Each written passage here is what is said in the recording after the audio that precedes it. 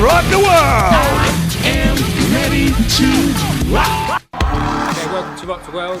Chris, Lloyd and Daniele Davoli, catching up with DJs and bands as always. I give you justice.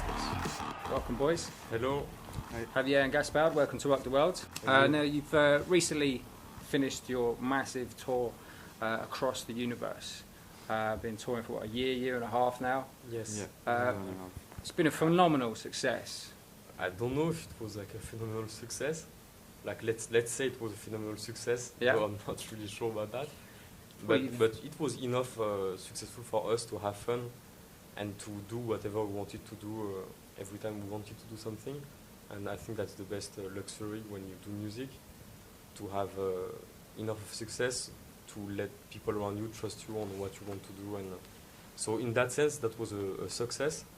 But surely when you come out on stage and you've filled out massive arenas all around the globe, and you know those people are there for you, I mean, how does that make you feel? You know that they are not here for us. They are, honestly, we know that, and that's cool like that. Everyone comes for different reasons to our show, and if we are honest, like 5 minutes, most of the people come because they know DNC and We Are Your Friends, or some other songs, or Phantom Part 2, or Waters of Nazareth. And at the end, they are not really here for us, they are here for the music, which is cool, and the music is not really us. This is what we do. We don't really want to be more front men than what we are already. We don't want to be more exposed than what we are.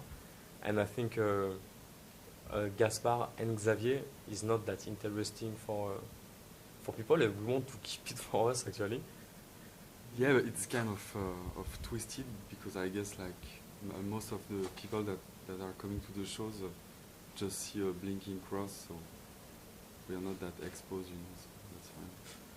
Yeah, I think Justice is the music, and like when we are touring live, I think Justice was the music and the stage setup with that cross. Yeah.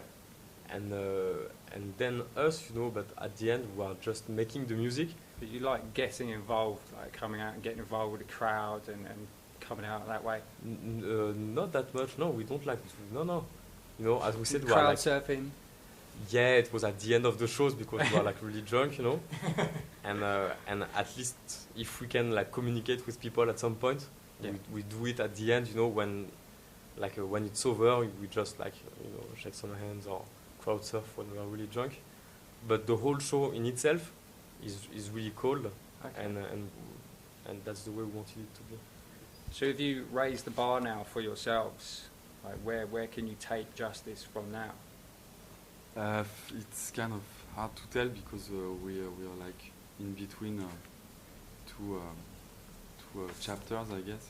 Because I guess we did everything we could with this first album, and so now we're just gonna wait and see to have a kind of like not concept, but a kind of like strong idea to build something coherent for the next one. And would that be a new direction or continuing where you are, or we'll see? We have don't know yet. No plans? No, but everything we did so far was always going a bit somewhere else. I mean, we didn't raise any bar, you know, we just put a bar somewhere, and we're gonna put another bar somewhere else, I think. I think this is a bit too limited to think about music in terms of production, to say like, okay, this is gonna be totally different because now I'm not gonna use distortion anymore, but I'm gonna use, I don't know, like I'm gonna make piano house. This is not the kind of changes we are thinking about. So maybe the next record we're gonna do is gonna sound completely different or not, but for sure it's gonna be different. Yes. People who like you too much, people who hate you too much, and whatever you do, you can't. You know, we don't want to, and especially since we don't want to make music for musicians, and we don't make music for producers or for internet people. You know, we do music just for people to enjoy it. It means like a music that provides really simple emotions, as to be happy, to be sad, to want to fight, you know, just stuff like this. A few people like to impress on purpose. It's kind of really difficult, I guess, apart maybe from Quincy Jones or guys like that. if you're going like in the studio, okay, I'm gonna make a hit, I'm gonna make the music you wanna hear. Now, obviously, the release of the DVD last week, covering your tour of America, very candid, open backstage view of your life on tour. What was your reasoning behind doing that? We wanted to do a music documentary that avoid the main plots of usual music documentaries, and the main plots are music and the band, and we are not famous as characters, so we can't really talk about us because no one gives a shit about us really, you know, and we don't really want to talk about us. So thinking about that, we were like, okay, so we're gonna shoot a documentary, but we won't talk about music, we won't talk about the band, but we will talk about all the rest, which seems much more appealing and interesting for us and more fun. Like, there are 4 main characters in that documentary. Number 1 are the fans, or people who are coming to the shows. Number 2 is the bus driver. Number 3, the tour manager. And number 4 is Justice, as being one character. Yeah. This is not meant to be rock and roll. This is just meant to be entertaining, and by some coincidence, entertainment codes are a bit the same than rock and roll codes, that are like boobs, policemen, guns, blood, fights, Guns. yeah, you know, drugs. But the best shows we did were always like something like 5,000-6,000 capacities. When it's like, we did also really cool shows in smaller venues, Yeah. or bigger venues, but I think that's the perfect size for the live shows. Cool, cool. And you spent, obviously, tucked away on a tour bus, you're spending 24/7 with each other. Yes, Your relationship must have developed, and you got to know more about each other over that time. definitely. Yeah, but that documentary talks about that. Yeah.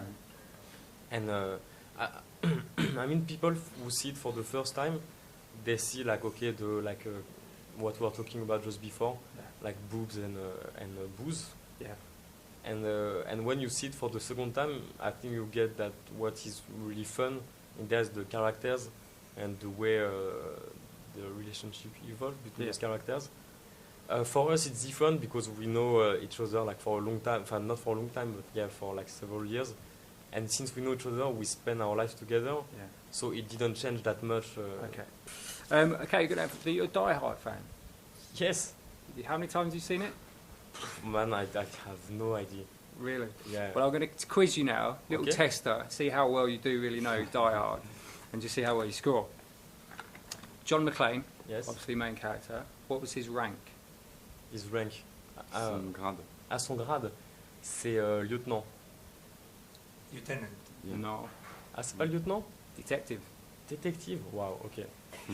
Number 2, what was the name of the building that was taken over by the Nakatomi Plaza. Well done. What was the name of McClane's wife? Merde. Holly. Yes, well done. And the name of Alan Rickman's character? Hans Gruber. Yeah, well done. And finally, a big easy one. What was his famous catchphrase? Yippee-ki-yay, motherfucker. Well done, yeah. 4 out of 5. It's pretty good. Pretty good. done. Well, on that bombshell, boys, I would thank you from Rock the World. Thanks. Gaspard. Thank you very Xavier, much. Thank you very much.